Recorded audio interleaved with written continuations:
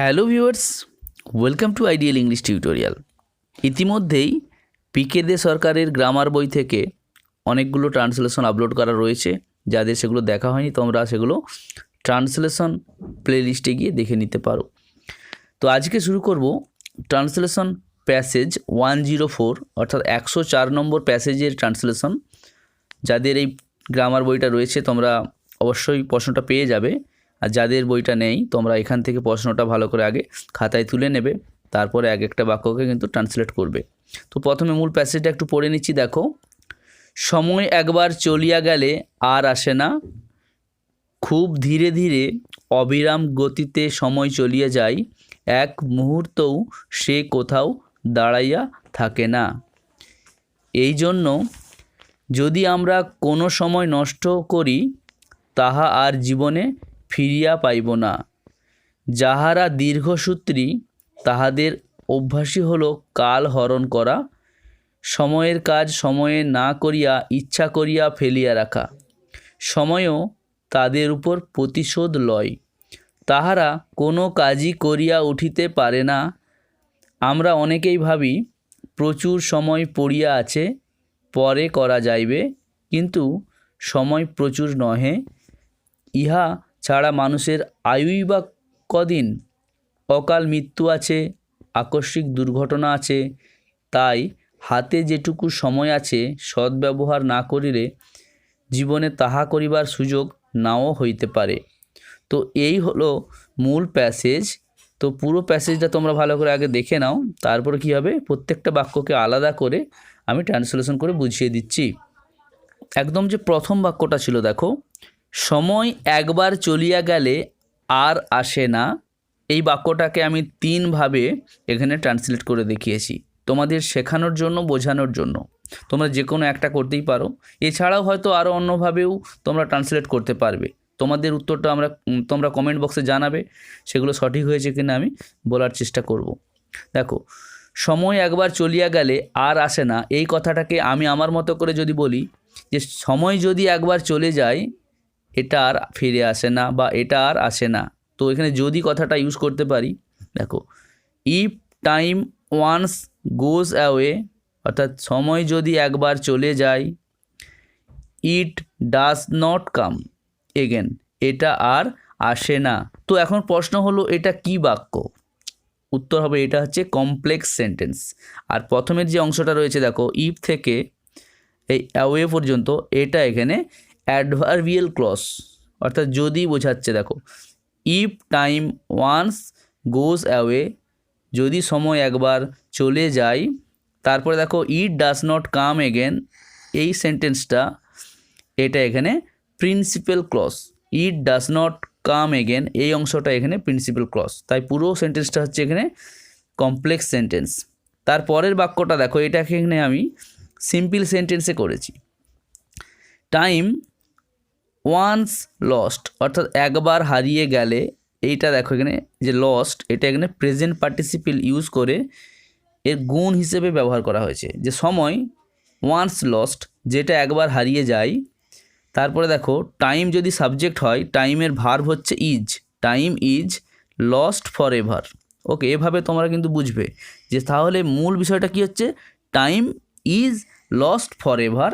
আর মাঝে যে once lost এই অংশটা দেখো, অর্থাৎ একবার হারিয়ে যায়, এই লস্ট এখানে প্রেজেন্ট পার্টিসিপল পাস্ট পার্টিসিপল হিসেবে বসেছে, অর্থাৎ গুণ হিসেবে এটা এখানে অ্যাপ্লাই করা হয়েছে। টাইম ওয়ান্স লস্ট, সময় একবার হারিয়ে গেলে সেটা সব দিনের জন্য হারিয়ে যায়। ওকে, ফর এভার মানে চিরদিনের জন্য হারিয়ে যায়, অর্থাৎ আর ফিরে আসে না। তারপরে সেন্টেন্সটা দেখো, এটাকেও আবার কমপ্লেক্স সেন্টেন্সে করা হয়েছে। If time is once lost, okay, অর্থাৎ এই বাক্যটাকে একটু ভেঙে ব্যাখ্যা করে বলা হয়েছে, তবে এটা কমপ্লেক্স হয়ে গেছে। দেখো, if time is once lost, যদি সময় একবার হারিয়ে যায়, it is lost forever, এটা চিরদিনের জন্যই হারিয়ে যায়। দেখো, এই বাক্যগুলো কিন্তু, এই বাক্যটা কিন্তু প্যাসিভ ভয়েসে আছে। দেখো, আর আগে কি ছিল, প্রথম বাক্যটা দেখো এখানে অ্যাক্টিভ ভয়েসে ছিল, অর্থাৎ সেখানে সময় নিজে চলে যায়, আর এখানে বলা হচ্ছে সময় হারিয়ে যায়। ওকে, দেখো ইজ আছে, তারপরে লস্ট রয়েছে, এগুলো বুঝতে হবে যে কোন বাক্যটা আমি অ্যাক্টিভ ভয়েসে লিখছি, কোন বাক্যটা আমি প্যাসিভ ভয়েসে করছি। Okay, if time is once lost it is lost forever. সময় যদি একবার হারিয়ে যায় এটা চিরদিনের জন্যই হারিয়ে যায়। তো এভাবে প্রথম বাক্যটাকে ট্রান্সলেট করা হলো। এরপরে দেখো দ্বিতীয় বাক্যটা, খুব ধীরে ধীরে অবিরাম গতিতে সময় চলিয়া যায়, এক মুহূর্তও সে কোথাও দাঁড়াইয়া থাকে না। প্রথম অংশটা দেখো, খুব ধীরে ধীরে অবিরাম গতিতে সময় চলিয়া যায়, তাহলে এই বাক্যের সাবজেক্ট কি? সময়। ওকে, ভার্ব কি? চলিয়া যায়। ওকে, এই দুটো জিনিসকে যদি আমি আগে লিখে ফেলি, দেখো কী হবে, টাইম পাসেস অর্থাৎ সময় চলিয়া যায়। এর আগে কি ছিল দেখো, খুব ধীরে ধীরে অবিরাম গতিতে, দুটো অ্যাডভার্ব রয়েছে দেখো, ভেরি স্লোলি, খুব ধীরে ধীরে, এবং কথাটা আমি এখানে দিতেই পারি অ্যান্ড কন্টিনিউয়াসলি, এবং অবিরাম গতিতে অর্থাৎ সেটা চলমান। Very slowly and continuously time passes. এখন প্রশ্ন হলো, তো এই ভেরি স্লোলি আর অ্যান্ড কন্টিনিউয়াসলি এটা আমি প্রথমে দিলাম কেন? যেহেতু বাক্যটা প্রথমে এইভাবে শুরু হয়েছে আমি দিয়েছি। তোমাদের যদি মনে হয় এই অংশটা তোমরা এই শেষেও কিন্তু অ্যাড করতে পারো, যে time passes very slowly and continuously. Okay, আর এটাও করতে পারো যে very slowly and continuously time passes. Okay, যেহেতু এই ভেরি স্লোলি অ্যান্ড কন্টিনিউয়াসলি এগুলো এখানে অ্যাডভার্ব, এটা তোমরা প্রথমেও ইউজ করতে পারো, শেষেও ইউজ করতে পারো। এই কনস্ট্রাকশনটা তোমাদের জেনে রাখতে হবে। এখানে কি করলাম, ফুল স্টপ দিলাম, দিয়ে পরের অংশটাকে অন্য একটা সেন্টেন্সে নিয়ে চলে গেলাম, এক মুহূর্তও সে কোথাও দাঁড়াইয়া থাকে না। দেখো সাবজেক্ট কি, সে দাঁড়াইয়া থাকে না, অর্থাৎ ইহা, টাইম বোঝাচ্ছে তাই ইহা হবে। ইট does not, okay, stop, stop মানে থামা, অর্থাৎ ইহা থামে না, এনিহোয়ার কোথাও, দেখো এক মুহূর্তও, ও যুক্ত হয়েছে দেখো, এক মুহূর্তও, তো তাই এখানে ইভেন কথাটা দিলাম, ইভেন ফর এ মোমেন্ট, অর্থাৎ এক মুহূর্তের জন্যও বা এক মুহূর্তও। ওকে, মোমেন্ট ইংরেজি হচ্ছে যে মুহূর্ত, তাহলে বাক্যটা কি হলো, ইট does not stop anywhere even for a moment. তারপরের বাক্যটা দেখো, এই জন্য যদি আমরা কোনো সময় নষ্ট করি তাহা আর জীবনে ফিরিয়া পাইব না। এটা একটা কমপ্লেক্স সেন্টেন্স, একটা জটিল বাক্য, যদি দিয়ে যুক্ত হয়েছে, তাই আমরা ইফ দিয়ে বাক্যটাকে কানেক্ট করব। দেখো এই জন্য এইটা প্রথমে অ্যাডভার্ব লিখে ফেললাম, সো যদি, ইফ, দেখো আমরা নষ্ট করি কোনো সময়, এমন হবে, দেখো উই ওয়েস্ট, ওয়েস্ট ইংরেজি হচ্ছে যে কিসের, নষ্ট করার ইংরেজি হচ্ছে ওয়েস্ট, অর্থাৎ ইফ উই ওয়েস্ট, যদি আমরা নষ্ট করি, দেখো কোনো সময়, any time. Okay, so if we West any time. তারপরে দেখো এই ইফ থেকে এই অংশটা কিন্তু এখানে অ্যাডভার্বিয়াল ক্লজ হয়ে যাচ্ছে, যদি আমরা কোনো সময় নষ্ট করি তাহা আর জীবনে ফিরিয়া পাইব না। দেখো অর্থাৎ আমরা আর এটাকে ফিরে পাবো না। কী হবে, we will never get it back. Never কথাটা কেন দিলাম, দেখো জীবনে কথাটা যেহেতু আছে, অর্থাৎ কোনো দিন, we will never get it back, অর্থাৎ আমরা এটা কোনো দিনই ফিরে পাবো না।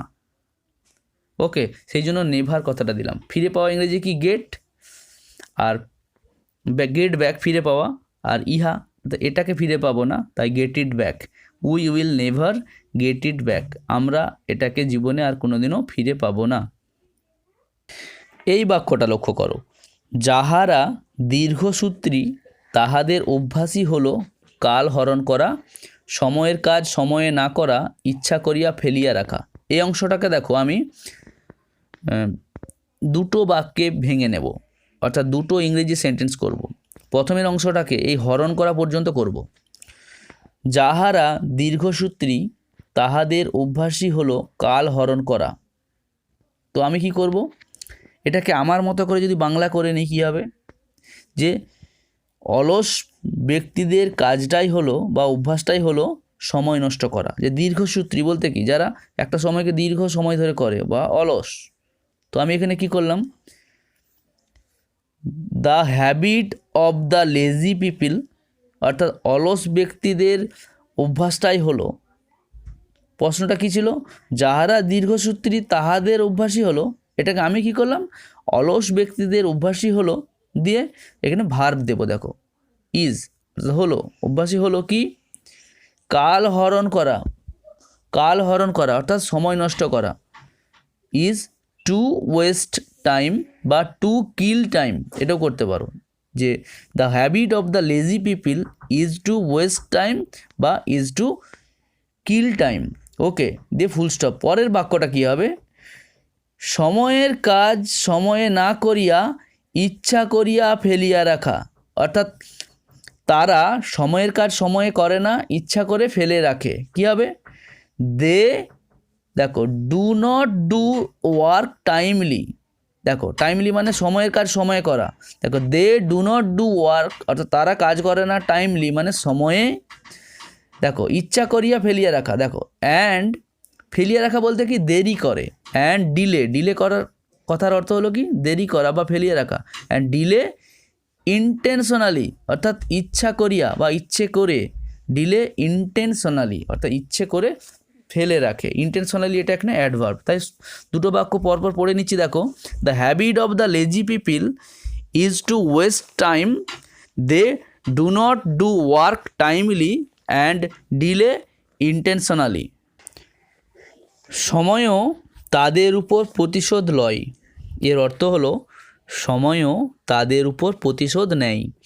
তো ইংরেজিটা কী হবে, একদম সহজ। দেখো সময়ও ইংরেজি কি, টাইম, তার সঙ্গে অলসো কথাটা দিয়ে দেবে যে সময়ও মানে টাইম অলসো, দেখো নেয় এখানে টেক্স, লয় বলতে নেয় বোঝাচ্ছেন, টেক্স কি নেয়, অবজেক্ট, প্রতিশোধ, revenge, revenge, time also takes revenge তাদের উপর, দেখো অন দেম, এভাবে বাক্যটা হলো time also takes revenge on them. তাহারা কোনো কাজই করিয়া উঠিতে পারে না, অর্থাৎ তাহারা কোনো কাজই শেষ করতে পারে না।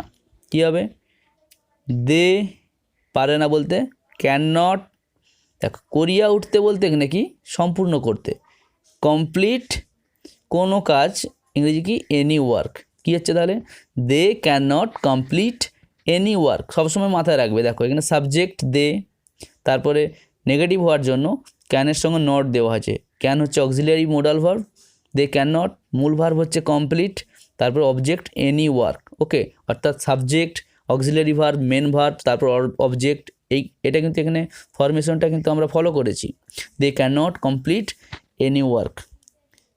আমরা অনেকেই ভাবি প্রচুর সময় পড়িয়া আছে পরে করা যাইবে, দেখো আমরা অনেকেই ইংরেজি কি মেনি অফ আস, অর্থাৎ আমাদের মধ্যে অনেকেই, আমরা অনেকেই মানে কি আমাদের মধ্যে অনেকেই, মেনি অফ আস ভাবি, দেখো থিঙ্ক, ভাবি কি ভাবি, ভাবি যে কথাটা নিজে থেকে নিয়ে আসতে হবে, থিঙ্ক দ্যাট।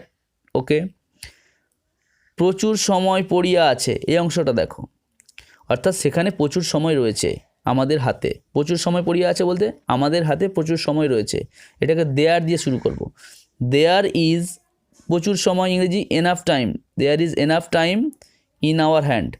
এখানে আমাদের হাতে না লেখা থাকলেও এর অর্থ বোঝানোর জন্য এটা লিখতেই পারি, there is enough time in our hand. Okay, many of us think that there is enough time in our hand.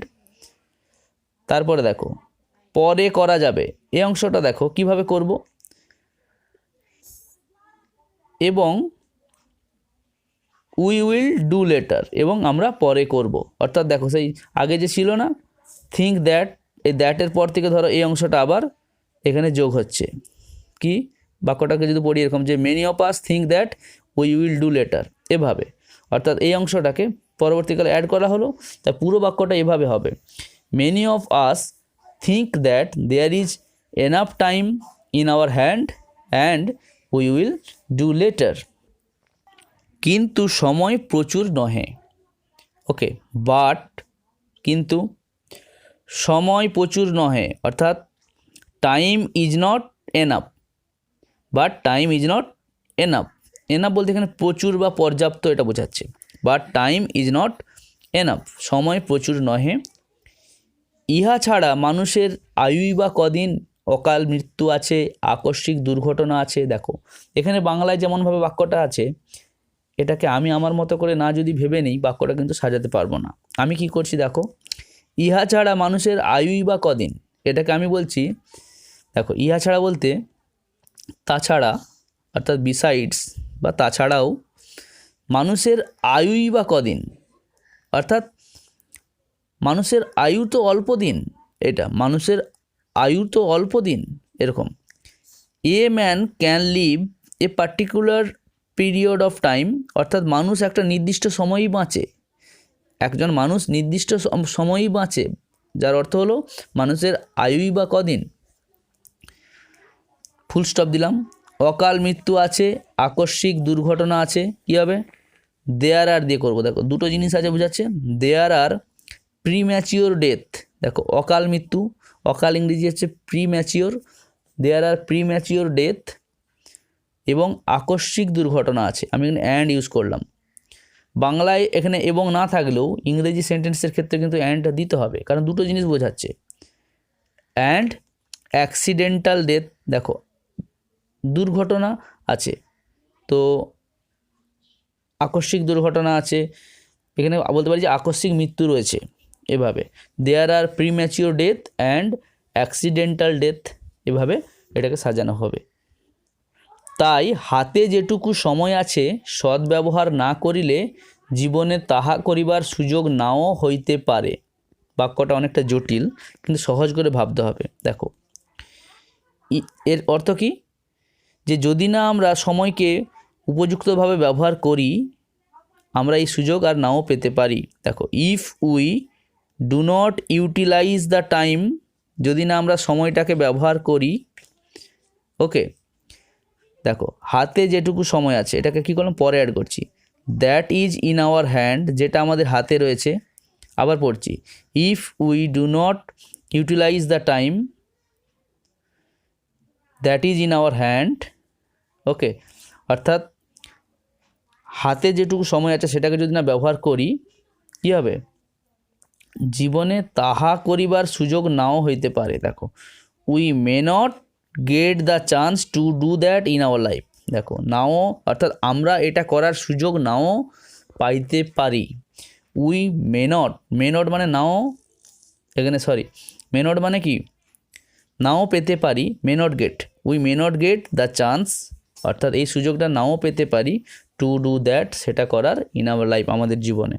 এভাবে এটাকে সাজাচ্ছি। একটু ভালো করে দরকার হলে ভিডিওটাকে পজ করে ইংরেজি সেন্টেন্সগুলোকে ফলো করো কীভাবে হচ্ছে।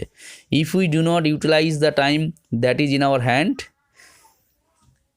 এটা এখানে ক্লজ হয়ে যাচ্ছে। We may not get the chance to do that in our life. Okay, এইভাবে এই সেন্টেন্সগুলোকে ট্রান্সলেট করলাম। আশা করি কিছুটা বুঝতে পারলে। যদি ভালো লাগে অবশ্যই কমেন্ট দিয়ে লাইক দেবে, আর বন্ধুদের মধ্যে কিন্তু চ্যানেলটা শেয়ার করতে ভুলো না। আগামী দিনে এই ধরনের ভিডিও আবার নিয়ে আসবো। ভালো থেকো। Love English, English will love you.